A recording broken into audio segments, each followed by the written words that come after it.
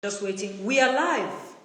Welcome to Twitter. I can see someone from UFS. Welcome. I can see you on Facebook. Welcome. And people on Instagram. Welcome. Tell your friends. We are starting today. And today we are talking about publishing in academic journals. But I want to do hellos first. So tell me which university you are at. At the moment, all I know is that I've got University of the Free State in the house. I don't know who else is there. So tell us where you are at. Tell us, if you are not in South Africa, tell us which country you are at. I saw our friend from Cyprus here. I see UJ is here. UKZN, welcome. Welcome, UKZN, UWC. The housing, UWC in the house. Welcome, UWC, TUT. UCT is here, UNISA, my people, down up the mountain in Pretoria. Vets is here, welcome. Botswana, we've got someone from Dublin University in Ireland. We've got Mangosuthu University, we've got someone in Canada. We've got UKZN, SMU, UNISA is in the house. So we welcome you all, wherever you are. I mean, if you're in Dublin, it's not during the day. So we welcome you. Zimbabwe, welcome. We can see Zimbabwe in the house. We can see Stellenbosch is in the house. We can see Qasim University in Saudi Arabia, welcome. UniZulu is here. Northwest University is here. Near East University in Cyprus is here, welcome. CPUT is here. Zimbabwe in the house. University of Zimbabwe in the house. Everyone, welcome. So, it's 4:01. I've greeted all of you. Thank you so much for joining me. Tell your friends to come and join us because we're talking about a very important topic today, and that's publishing in academic journals. You wonder why would we want to talk about publishing in academic journals? Well, it's because publishing is key to the knowledge business, which is the academic business. In the academic business, publishing is important. So it is very important that you always think about not just publishing, but where you publish, who you publish with, and how you publish. I can see someone from the University of East Anglia in the UK. Welcome. Vets is here. We welcomed you. I'll keep doing this as we go along until everyone is settled down. So it's important to think about where do you publish your work. Here's the thing. Your academic work is your treasure. Your academic work is your treasure. Your research is your treasure. The knowledge that you generate in your career as an academic is your treasure. So you don't want to play around with it. You want to make sure that you publish it in places, in avenues that will get more readership, that are ethical, where your work will be more impactful. So that is why you don't just put it anywhere. Your work, you don't just put it anywhere. You think carefully about where you put your work. But like any other business, the knowledge business has got thugs, right? You must understand, crime is everywhere. It is also here in the knowledge business. We told you already about conferences that there are bogus ones. Even journals, there are bogus ones. Low quality ones, bogus ones, and ways of publishing that are unethical. And today, I want us to talk a little bit about that so that you are not duped, all right? I don't want you to be duped. I want you to know this. Your supervisor might not tell you this because, as we said, some supervisors just do the supervision work. They're focused on you getting the degree. But of course, beyond that, there's being an academic. And so they might not have time to tell you this. And that's why we are here to say to you, if you're going to go into the academic business, there are other things that you need to know beyond just completing your degree. It's where you publish, how you publish, with who you publish. I want to invite just now Tony Essien, Professor Essien. Anthony Essien is a professor at University of the Witwatersrand. He's professor of mathematics education. As you can imagine, I worked with him many years ago, and we have a long history together. We've published together, but we've worked together in many ways. And I thought I should invite him because he served as an associate editor of Pythagoras. He also is editing, he's currently busy with an edited volume. He's participated in many of these projects, and I thought we should invite him to talk to him about what is it that he tells his students about publishing. I want him to share it with you, right? I want Professor Essien to share it with you. And I want us also to grapple with the questions that you sent. We received a lot of questions today, very important questions, good questions, and I want us to deal with those questions today. So I'm going to be inviting Professor Anthony Essien to join me, Tony Essien.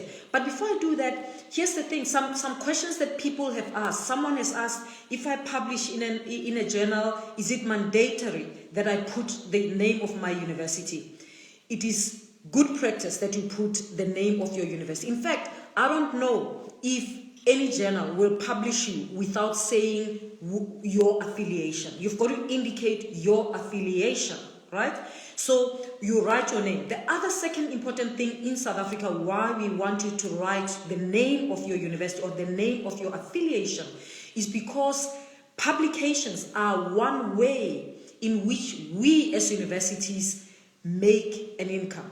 That's how we earn an income. It's through our publications. So when you write your affiliation, when the Department of Higher Education looks at the publications that came out of the country and they give universities a subsidy, they calculate based on looking at the affiliation. So if you don't write your affiliation, then the Department of Higher Education will not know where to take that subsidy.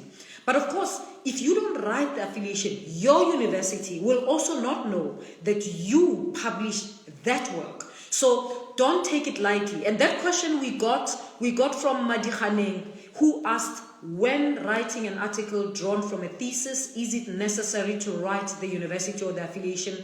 What are the benefits? The benefits are that your university will get an income, and if you're in a university that gives incentives or whatever, then that might accrue to you. But also, when you are in that university, whatever, when you apply for promotion, it's an easy way to trace where you're coming from. When you apply for a job, it also helps in terms of tracing where the income goes. So please write it. Write your university. If you are only a student, write the university where you're doing your PhD or your master's. If you are an academic, write the university in which you are affiliated. It is indeed important. All right. So. And someone asked, how relevant are journal impact factors? That's Rickson. Rickson says, how relevant are journal impact factors when deciding where to publish? They are important because they tell you the impact of the journal. As you can see, they say impact factor. So what's the impact of the journal? You write that so that you choose by impact factor because it shows you how people regard the journal in your field. Of course, journal impact factors are controversial sometimes because they depend per discipline. In the natural sciences, they are much more used and reliable and so on and so forth. But in some disciplines, they are not so easy to use because of the nature of the discipline. I want to call on Professor Anthony Essien, and we will keep coming back to the questions. There's Tony here. I'm inviting him. And we'll talk to him, and I'll keep going back to your questions, right? I'll keep going back to your questions as I talk to Anthony and as I talk to Lucia. They will help me answer the questions that you have asked. But Tony, welcome, and thank you so much for joining me. Really good to connect with you. Welcome. Welcome, Hi, Tony. can you hear me? I can hear you, and I'm going to ask people on Twitter and on Facebook are listening to you, and I'm hoping that they can hear you. I hope that they can hear you. They will tell me, normally they tell me if they can't hear you, but I can hear you. So welcome. Tony, you are a professor at Wits, and I want you to tell us, what's the key advice that you give to your students, your master's and PhD students about publishing? Is it something that you volunteer, or do you wait for them to ask you? Tony? Yes. Tony, can you? I can hear you, but I can't see myself, unfortunately. Don't worry, we can see you, and it's perfect. Okay. All right. Okay, so the very first thing I do with my students is this. So when I get a new student, I first of all establish what their trajectory is, what their future plans are. Because if I'm supervising a student, I want to know if the person wants to become an academic like me or simply wants the master's or the PhD. So if the person wants to be an academic, and then I decide I'll have to groom the person in ways of the academia. Okay, and so the first thing I do is to make sure I tell them that a researcher is like a painter. Okay, like when you go to the mall and you see people using their brushes and doing some things, to some of us, but very meaningful to all of them, to those people, doing research is like that. So every stroke of the paint, of the brush, every stroke of the brush has a meaning for them. And therefore, writing, every single sentence must be important. If it is not important for your argument, it should not be there. And that is exactly what you do when you are. I think someone also asked, I have a 200-page document. How do I convert it to 20 pages? It's about focus. Pick one thing, focus on that thing. Let every sentence you write lead to the argument you are trying to make in that particular paper. And that is the stroke of the brush. That's very important. That's very important. I want us to pause there because your sound somehow is playing games with me.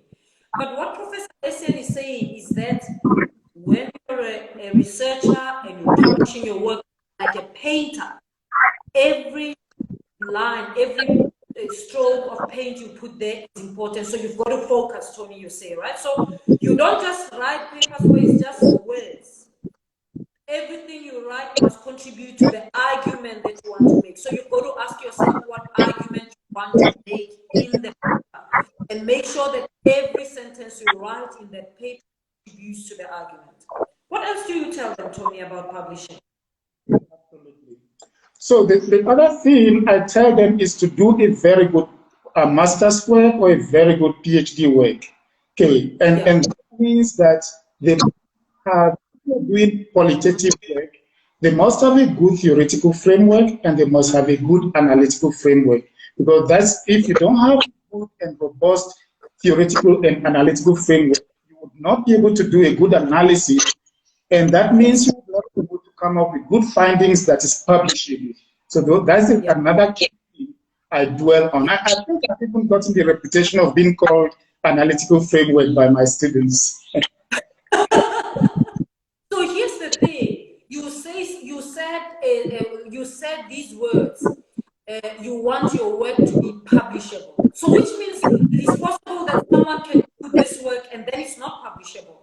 And it might not be publishable because actually you didn't pay attention to those elements of the research that are important. Your theoretical framework, analytical framework, clarity in there. If it's not clear, then your findings might be dodgy. Note, guys, the fact that you passed your PhD or your master's is not mandatory for any journal to publish you. You can't say I have passed, but I'm refusing to publish. Okay? These are two different processes. One is about completing a degree, the other is about publishing, putting out your work out there, right? So don't think the fact that you passed means that automatically your work will be grabbed and published. Journals want good work for publishing, and that's what Tony's talking about. Is it publishable or not? Absolutely. Tony, what's the other thing you tell them? Yes, absolutely right. Now we see your roof. Okay, so I think someone is saying that my mic is sabotaging them. I can't see myself, sorry. So, but I've lifted my phone so that my mic is visible, and maybe you can hear me better now. I can hear you better, actually. I can hear you All right. So the other thing I tell my students is, obviously, we are going to talk about predatory publications and all that, so I'm not going to go there, but I guide them not to choose predatory journals.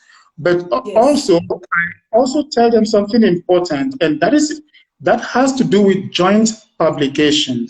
Okay, Yes. and Professor Sitati, sorry, I still remember when I was doing my honors degree, you told me I produced good quality honors work, and you asked if we can publish it.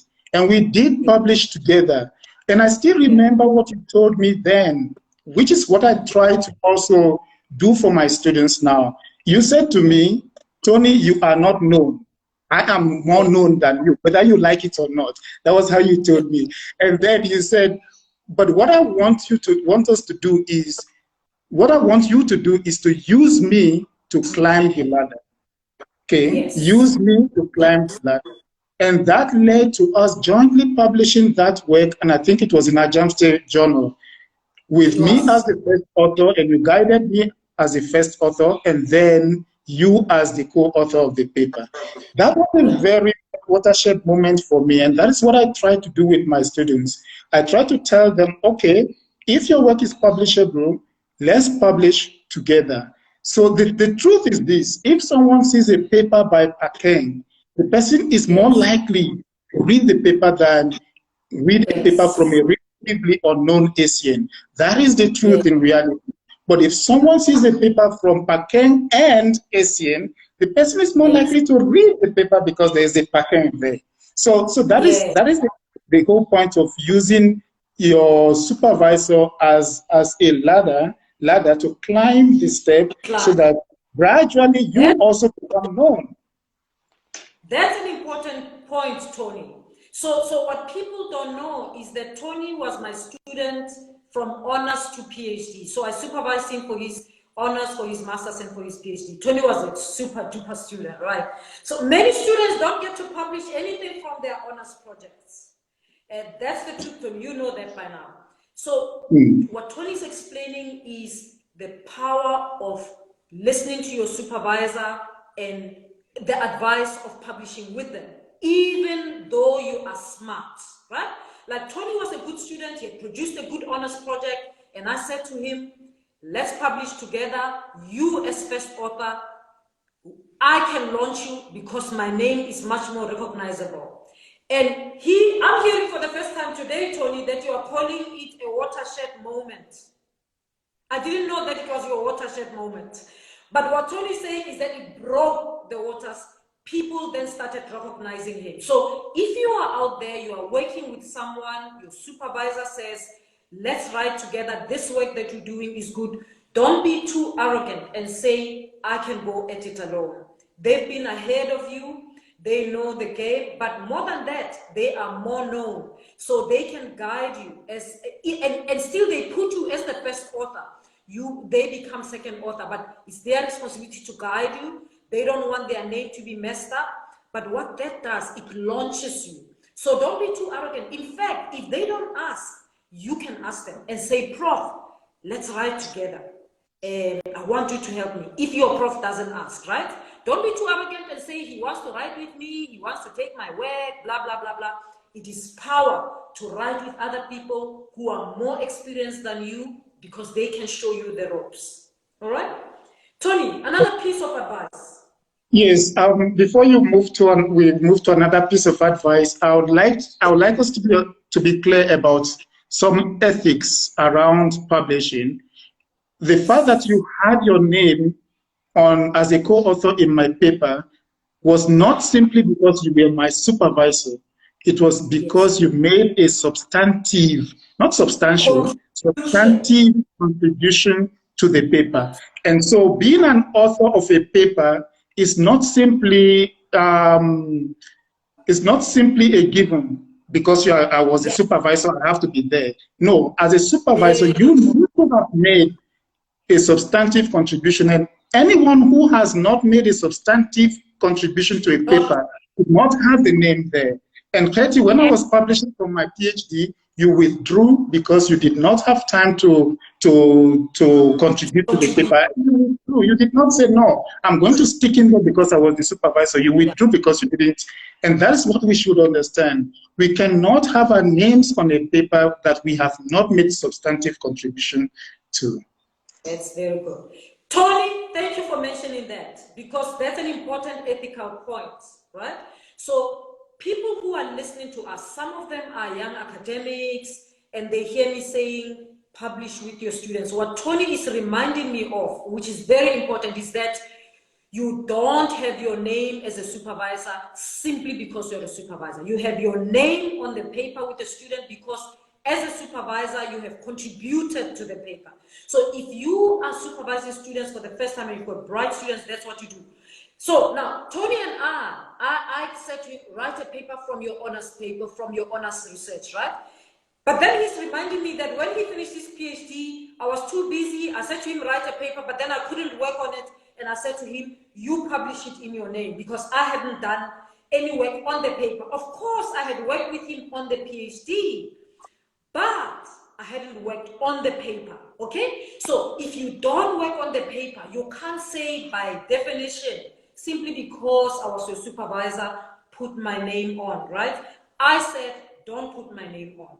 So Tony is talking about this as the ethical considerations of publishing. So young people, young academics, think about that. But students, if you're a student, you're working with someone, be humble about this whole process. It's a learning process. When you work with someone who's holding your hand, whether as a mentor or a supervisor, it's apprenticeship. Take it and work with them. Tony, more advice. Okay, thank you. I'll go to another issue around affiliation, maybe towards the end, but let me go to another thing I say to my students, and that would be that if you send a paper, and I think that will be responding now to Bongane's question also, if you send a paper, okay, the answer is always either accept the minor corrections, revise and resubmit, or it can be reject.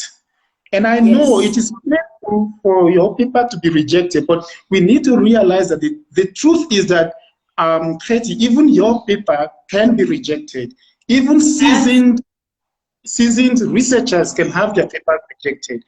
The question is what you do after your paper has been rejected. If you think there is merit in your paper, take your paper, take the comments that have been given to you on your paper, rework your paper, send it to another journal. Hey, that's the real. Instead of giving up and cursing whoever, rework your paper, send it to another journal, and hopefully that journal will be better willing to publish it, or you get better comments from reviewers, and you'll be willing to, and they'll be willing to accept it. That's good advice. That's good advice. But also, Tony, here's the thing. I mean, it's also important. Sometimes people don't value, because sometimes your paper is not rejected.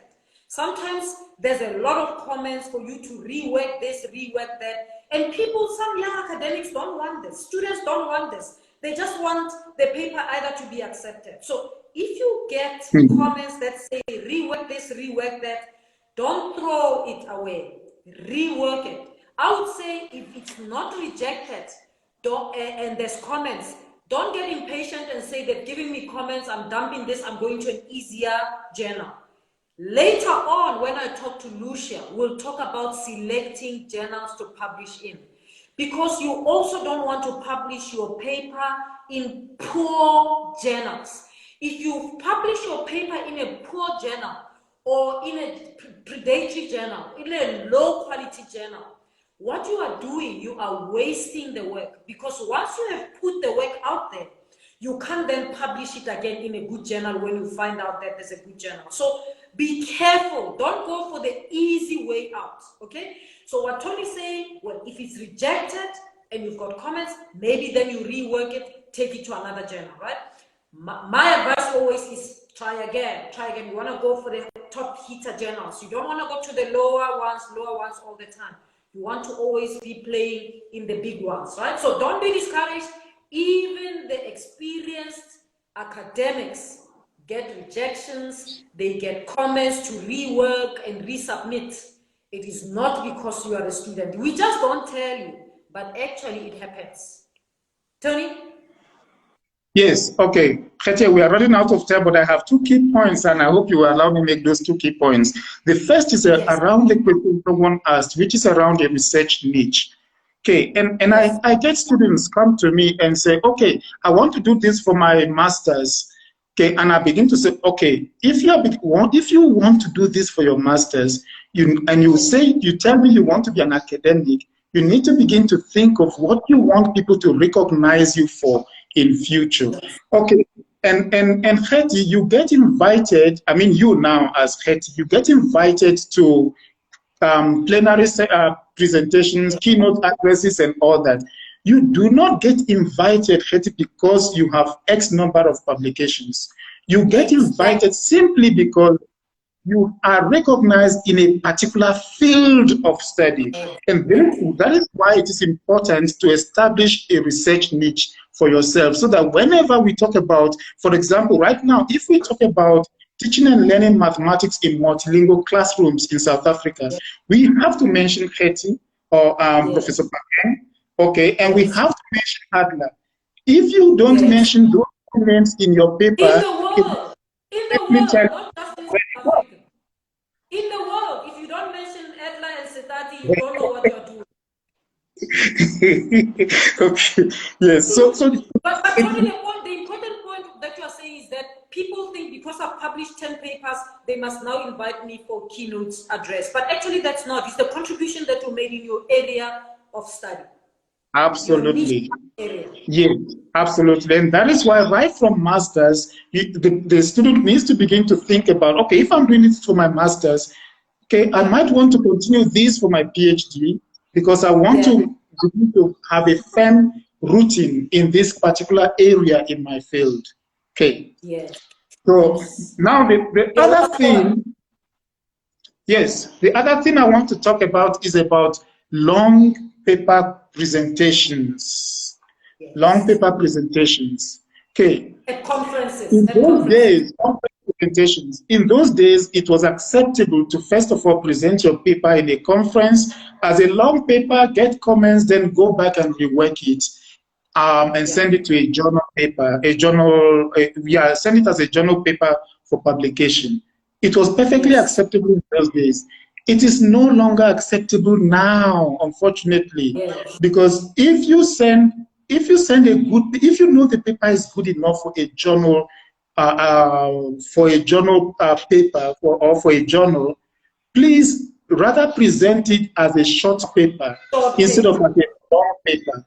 Because once you present it as a long paper and it gets there on the internet, then when you rework it and send it to a journal, the anti-plagiarism software will pick it and they will tell you you have self-plagiarized. And then they will tell you, to be able to publish this paper, you have to make substantive, you have to add substantive arguments such that the similarity between the journal paper and the conference paper is like maybe 20%. And that is a very difficult task to do depending on what research you are carrying out.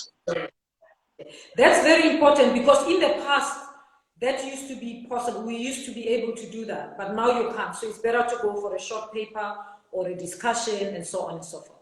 Tony, thank you very, very much. I don't know if you have one last words before you go. I feel like I have to get you back again soon. Yes, please. I'm always available. We're going to be talking soon, maybe two weekends from now or so. I'll see what we do next week because I think this session might need 2 sessions. This topic might need 2 sessions, but I do want us at some stage to talk about book publications. I'm gonna set that up at some stage, but today I thought we'd talk about journal publications. I'll explain at the end that we'll do another session on journal publications and then we'll do book publications. But your parting words, Tony. Yes, my parting words will be my own take about research.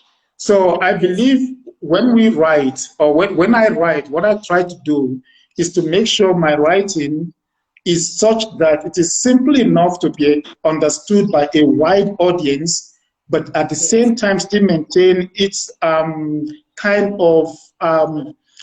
still maintains something about my own specialism that also makes sense to people who are specifically in my own area of specialization.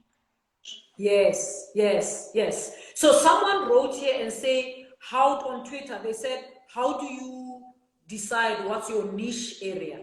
because you said, well, you must find a niche area. And I'm thinking, this is an area, when you do your research, that's the area, like for your PhD, like, okay, when you come from undergrad, you do many courses, some of which you don't like, but you just have to do.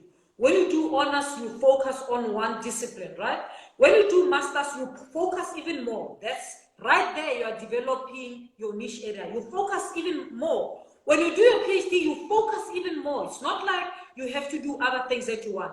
You choose the theoretical framework, you choose the problem, so you can be an expert in that area. If your niche is methodological, then you've got to decide. Nobody can decide for you. So if you're sitting there and say, but how do I know? You've got to look at your work and you've got to see what is it that you are passionate about, that you keep pursuing, and then you can write more about that area. That doesn't mean you don't write about other things. And that's what Tony is saying, that as he writes about other things, he makes sure that you always bring something about your niche area of focus. Thank you very much. Thank you so much for joining me. I'm going to be getting you back. I'm glad that we got the technology working. The next time I got you on, we won't struggle too much. Absolutely. Thank you for inviting me. And all the best with your work. I loved working with you over the years. I have so much respect for you, and I wish you everything of the best. I always talk about our work together as part of the best time in my career. I remember us driving to Harankua to collect data, to work with teachers. Even when I started the Dr. Lena Foundation, I keep saying I was with Tony. I remember training Tony as we were driving. What is this thing? So you and I come a long way, and I'm really, really proud of what you're becoming. Thank you very much, Professor Pakeng. All right. Okay. Bye-bye, Tony. Bye. Bye-bye. Tony's checking out now, but there you are. So we just heard from Professor Tony Essien at Wits University. I hope you took notes. Very, very important. I want to now talk to Lucia Skum. Tony, I'm waiting for you to come off. Yes, there you are. I want to talk to Lucia.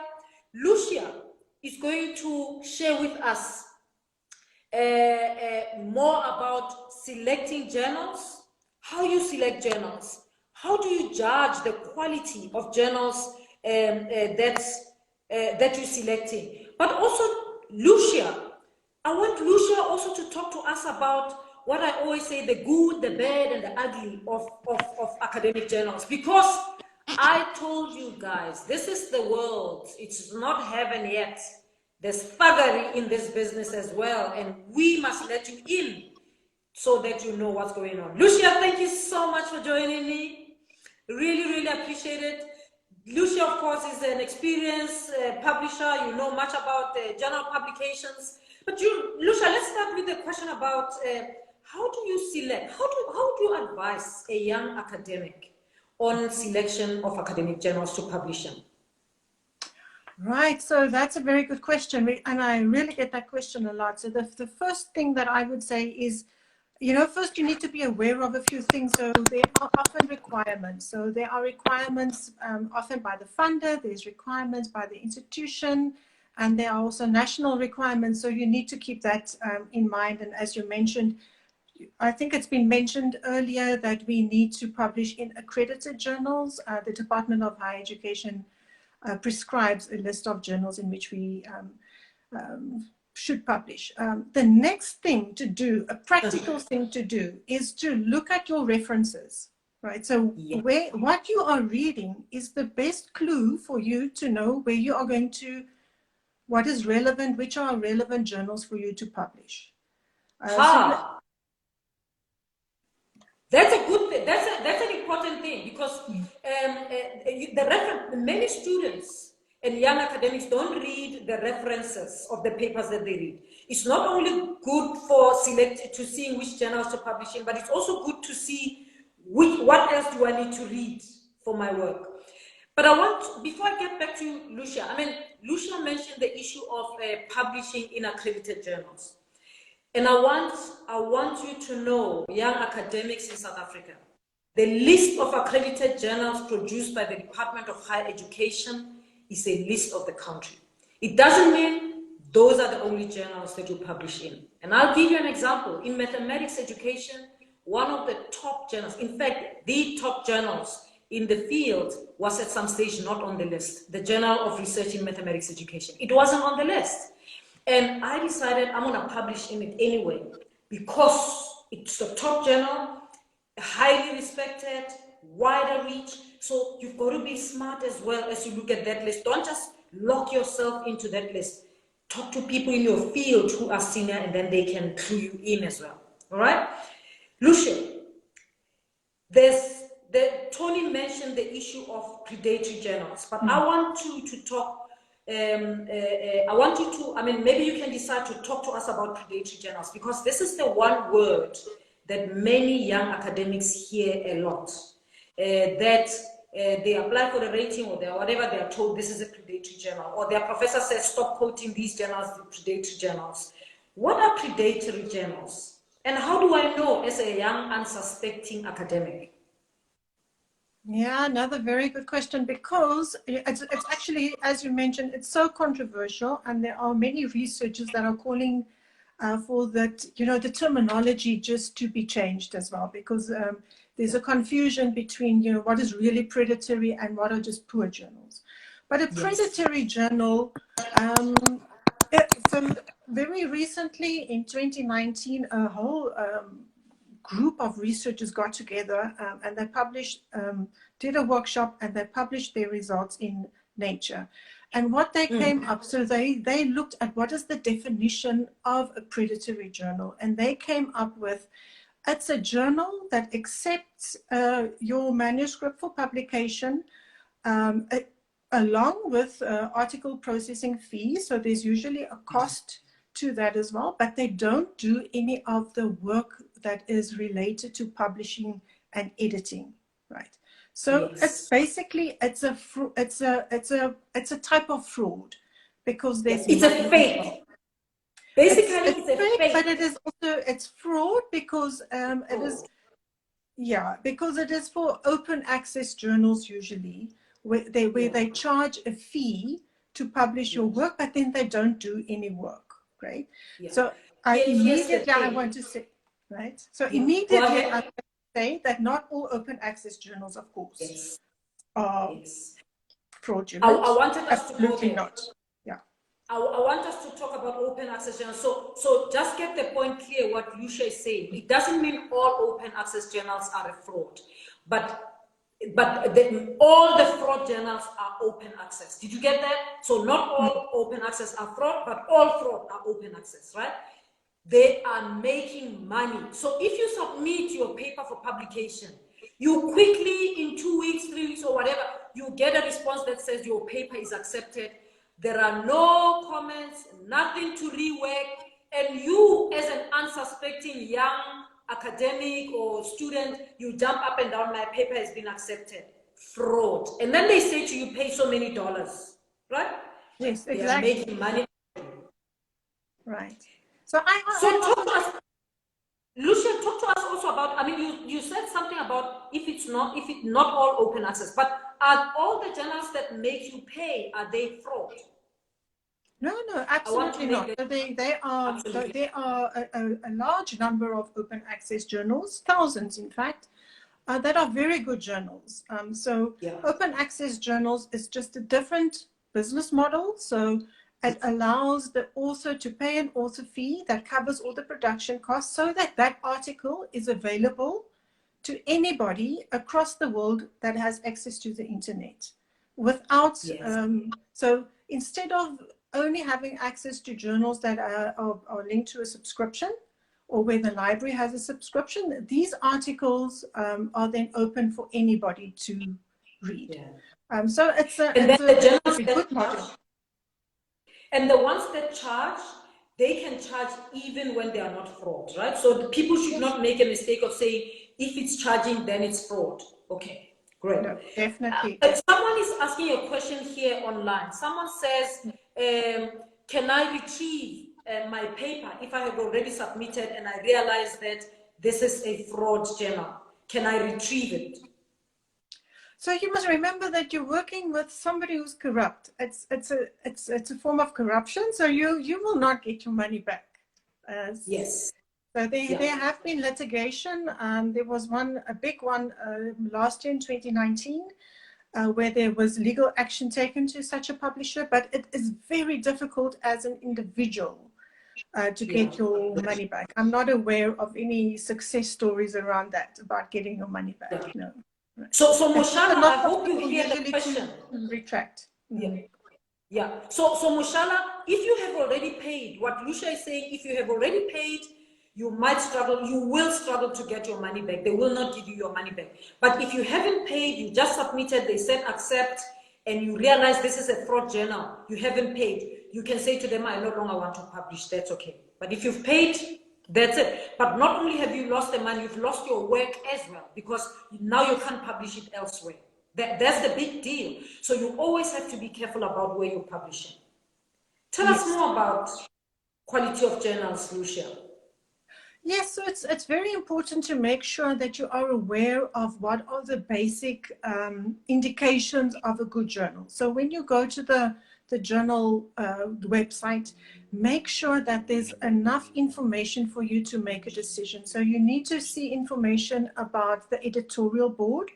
You need to see information about what kind of peer review, what are the costs, you know, what are the licensing, what is the copyright, so who's the owner of the journal, that kind of information. So transparency, if the journal is transparent, you can feel comfortable that it is a good journal.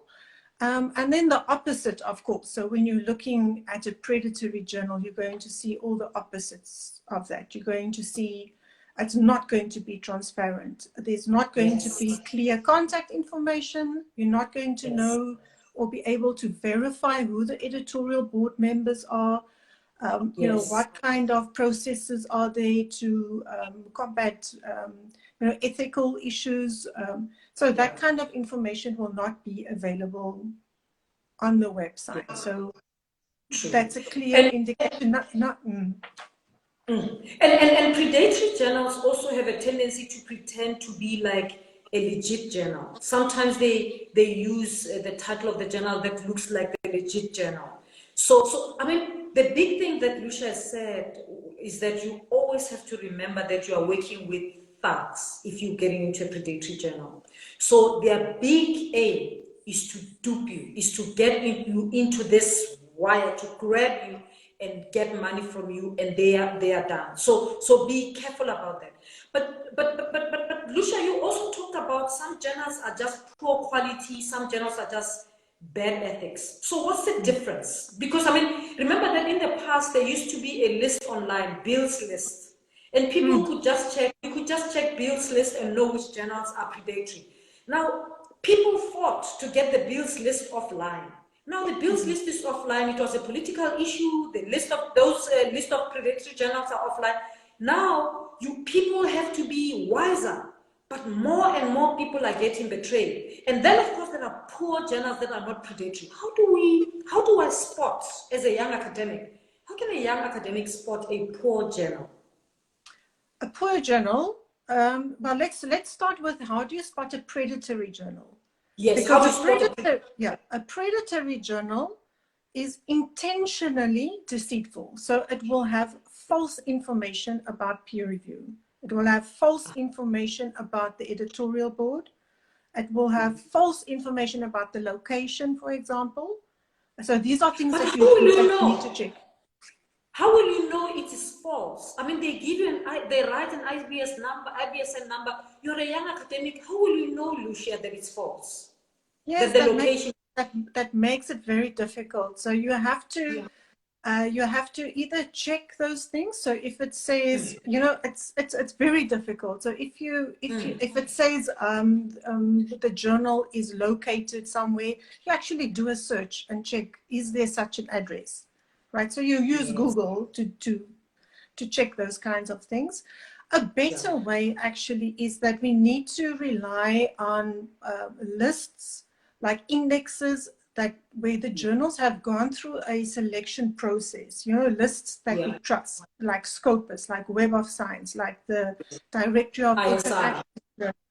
Yes, so those lists we trust because there goes a lot of, you know, there's a lot of work that goes into selecting those journals, making sure that they are of a high standard.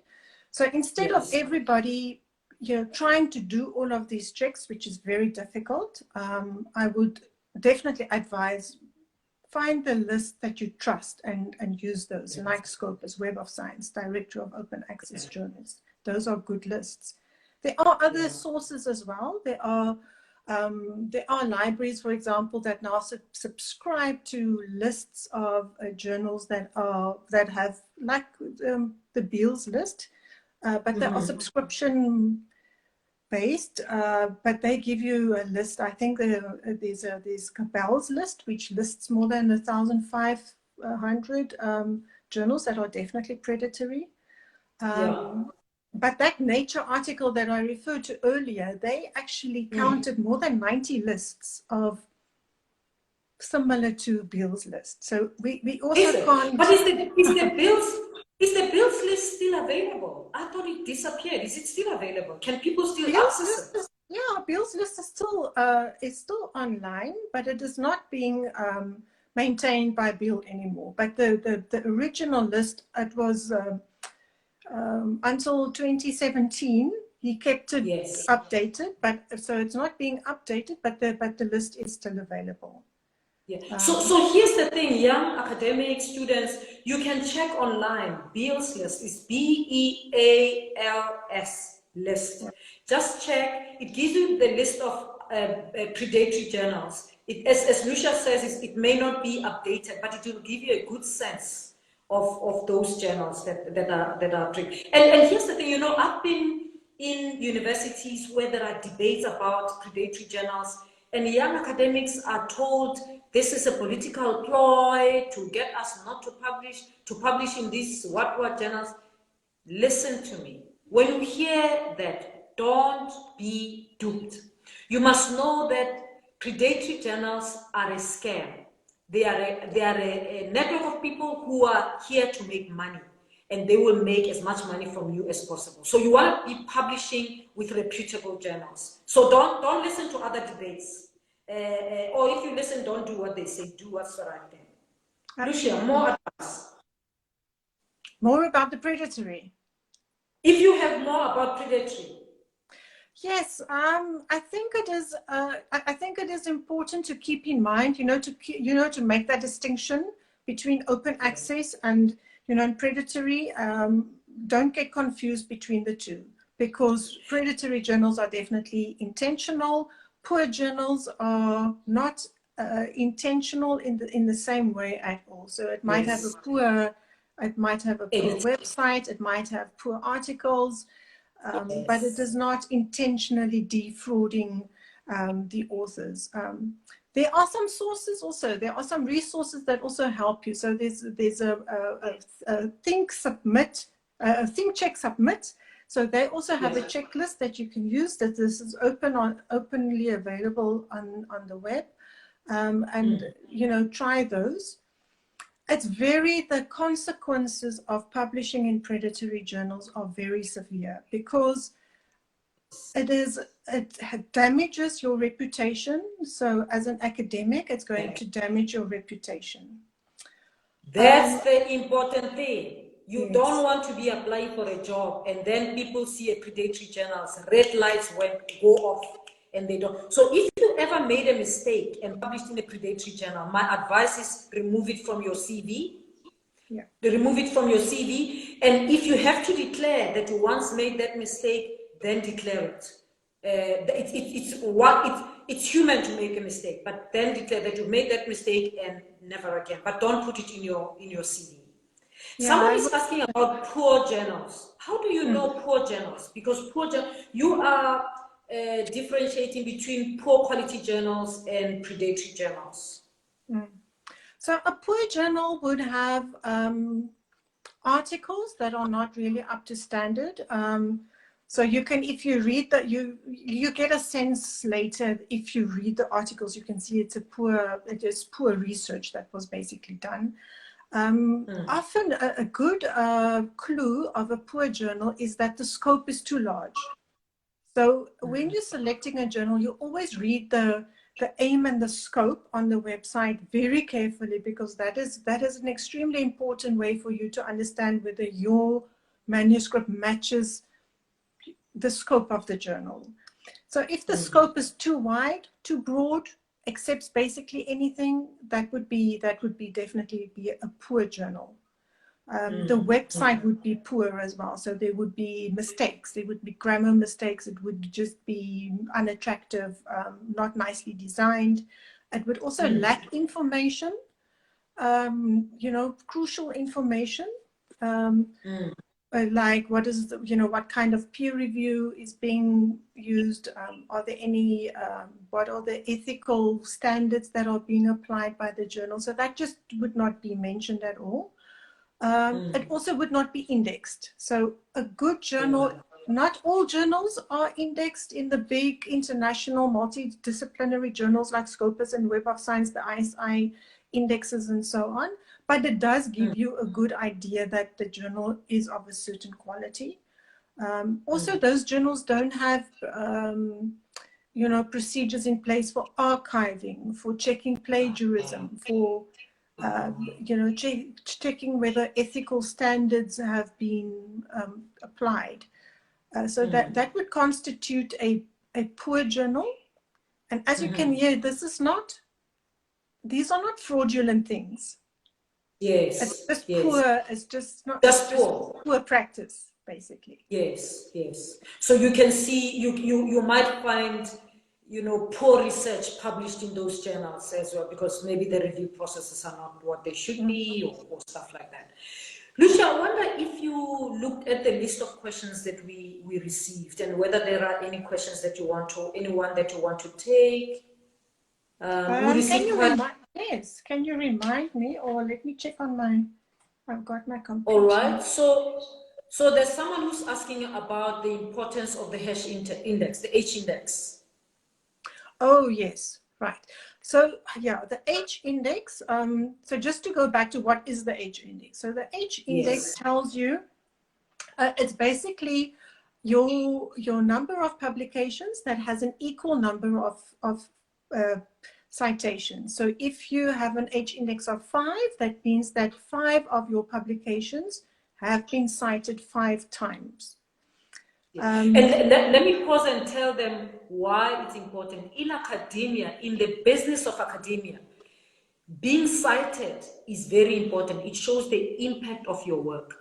That's not to say when you are cited, people agree with you. In academia, we value that people pay attention to our work, even if they don't agree with us. So they don't have to agree with you, but the fact that they are citing your work means that they think you are relevant enough, your work is impactful enough that it's getting their attention, right? And that's why the idea of the H index is important. You can even write it in your CV and say my H index is 27. It does matter what your H index is, because it shows the impact of your work, how much your work is being used. Okay. Go ahead. So it's just important to keep in mind that you cannot compare H indexes across subject areas, because every subject area has a different citation culture. So in the biomedical field, you're going to have a higher H index than in social sciences or than in mathematics, than in pure mathematics. There's no citation index doesn't work. Exactly. But but in biomedical engineering, absolutely. So your H index is not taken into consideration really when you publish, but it is more a result of your publishing and the way, so it's an expression of your productivity, how many publications, and then the citations. But in terms of, I don't think an editorial board will take the H index into consideration. Okay, all right, and also that people should not take so some people are talking about, if you want to check the journal, the quality of the journal, can you check the citation index of that journal? And I don't think that's a way to go, because it also depends on the discipline. In some disciplines, the cultures are different, so that doesn't tell you much about the quality of the journal. Right. It does, but as long as you use it within the subject area. So if you're using it within a specific subject area, the citations or the journal impact factor, which is based on citations per publication, it can give you an idea of the prestige of the journal, but very important not to use it across subject areas, and also not to claim it as a performance indicator for yourself. So it's a performance indicator for the journal, not for you. Yes.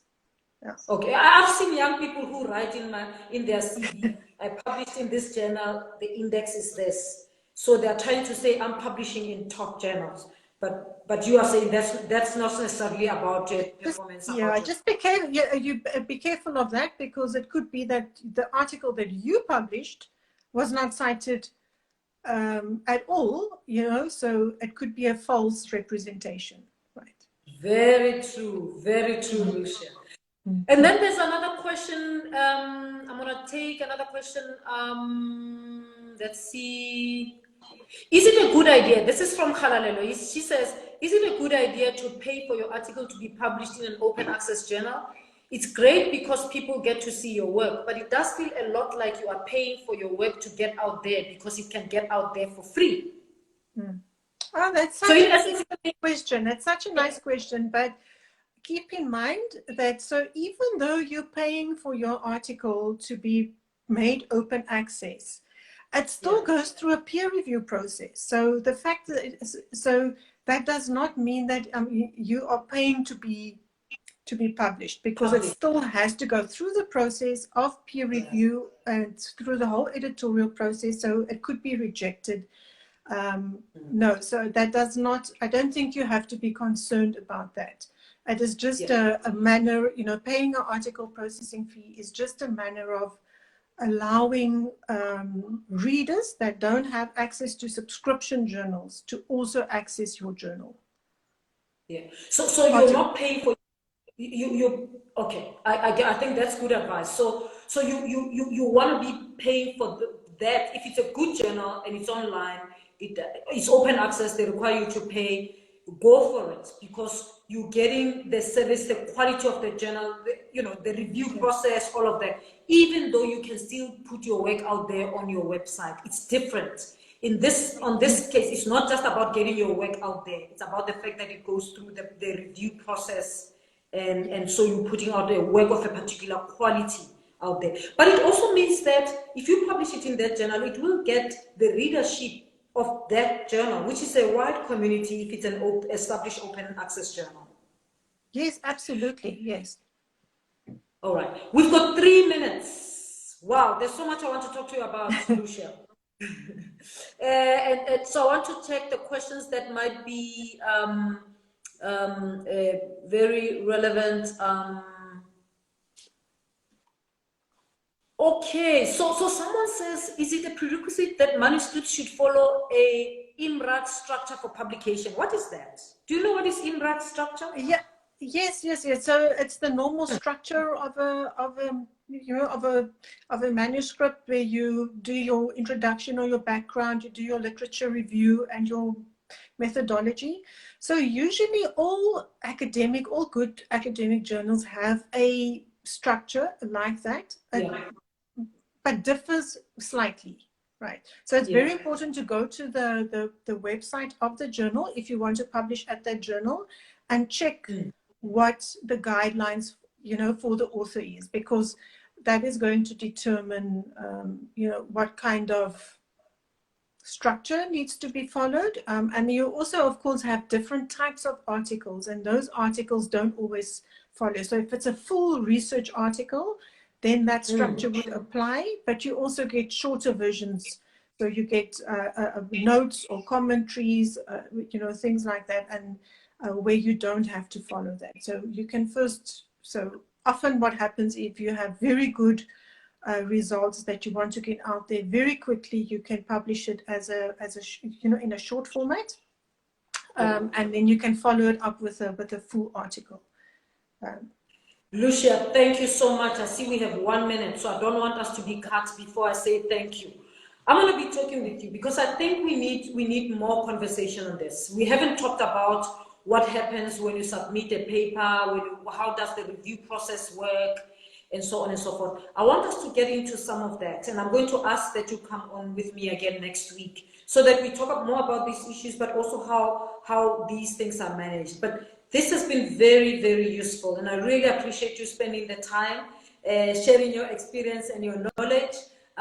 We haven't even finished answering all the questions, so maybe next week we start by answering all the other questions and then get on to the next step. Thank you so much, Lucia. Thank you. It was lovely joining you. Have a nice day. Thank you. Very great. Great. So wonderful. We've just had Lucia. Lucia, I don't know how to get you off. My computer is playing up games with me. You can get yourself out of the room when you're ready.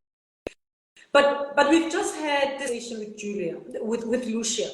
Very, very useful, very, very insightful. I hope you learned much from Tony and from Lucia.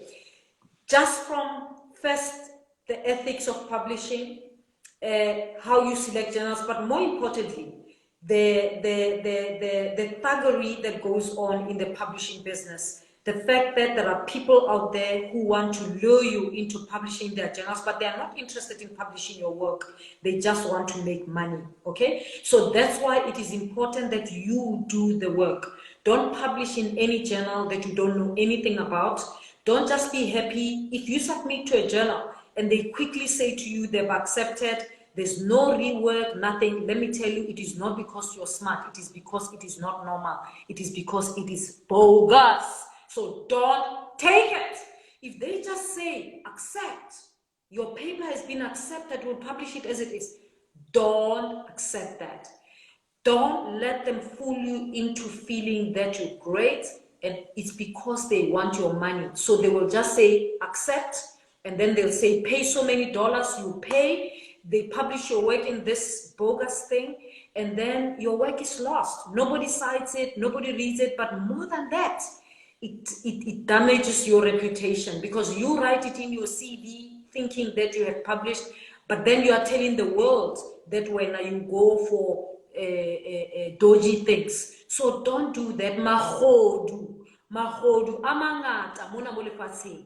Don't allow yourself to be grabbed by mahodu. Be woke, be woke, be woke. You heard what Lucia said. Lucia said you must check the address, Google it, see if the place exists, check if in the indexes whether this journal is in there, and be clear that you are publishing your work in a good place, okay? In a reputable journal. Otherwise, it will be lost. Ladies and gentlemen, thank you so much for joining me today. It's been fantastic. We're going to talk again next week about getting your work published, okay? We're going to talk about that as well. Again next week, and then and I'm going to get Lucia back. Lucia works for a big publishing house, very reputable. We don't want to give them a free ad, but very reputable. I want to bring her back so that she talks to you about it. Who knows, we might just tell you who they are, but it would be great to have her back so that we learn more. Someone says, just a quick one, Prof, is there a platform to access the session on or for future users? Yes. All of you, all these sessions that I'm doing are recorded. So if you're on Instagram, you can get them on my IGTV. You just come to my Twitter handle @FabAcademic. You go to my IGTV, you get all the sessions that I've been doing. This is week number 17 that I've been doing this during the lockdown. If you're on Facebook, you just go to my videos. If you're on Twitter, you can go to my timeline or just follow @past 3 AM Squad and you'll get all the videos. So thank you very much for joining me. I'll see you again, same time, same place next week. Be good to yourself and to others. Peace out. Peace, peace. Be good. There's lots of bad out there. You can be the good one. We don't all have to be bad. So don't be nasty. Be the good one in our world. Thank you very much. Thank you very much, Instagram. They didn't stop us today. How fantastic is this? Thank you.